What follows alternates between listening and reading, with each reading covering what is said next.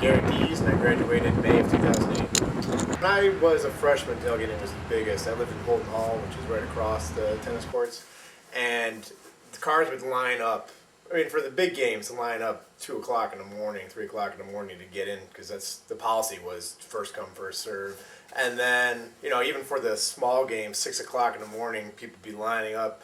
And the thing was, every Saturday morning, 6 o'clock in the morning, there was people behind their horns, calling everybody in those dorms to get outside. You got to go tailgate, and that's the thing to do. I'm Morgan Green, and I'm the Director of Event Planning for ASMSU, and I've been the Director for now about a year and a half. Well, way back when, it used to be at Munfield, and the university was having a difficult time trying to regulate that and control it since the cars were parked right next to each other. And tailgate used to also allow a lot of drinking games and those kind of things. So there was an incident in one of the games where the university noticed that there was a lot of students drinking. It was a later night game. They were having a lot of arrests. The campus was out of control, the garbage, just everything, they just did not want to have their name on it. So what they ended up doing was completely dropping tailgate. ASMSU then came in the following year and picked up tailgate.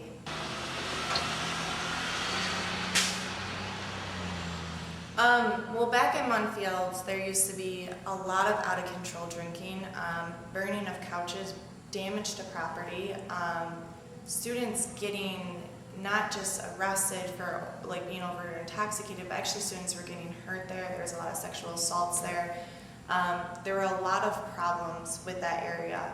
Also, they never even had a time that the students could come to tailgate. So people were getting there at just all certain times of the day. In the nighttime they started tailgating. So there was really no regulation. So in those type situations, you just had mass chaos, whereas now students can't, we have a certain time of hour, so as opposed to when it was Munfield, students were just staying out there, going in there at 1 o'clock, 2 o'clock in the morning, partying, tailgating, and then not even having any regulation of where to park, how to park, as well as when tailgating ends. So that's how also we control it a little bit too. It just seems like people just aren't motivated anymore. I guess I don't know if it's too many rules or whatnot. I think the more that MSU has added structure to it is you have to pay to park. Only certain people are allowed to be there, and then they took away drinking games.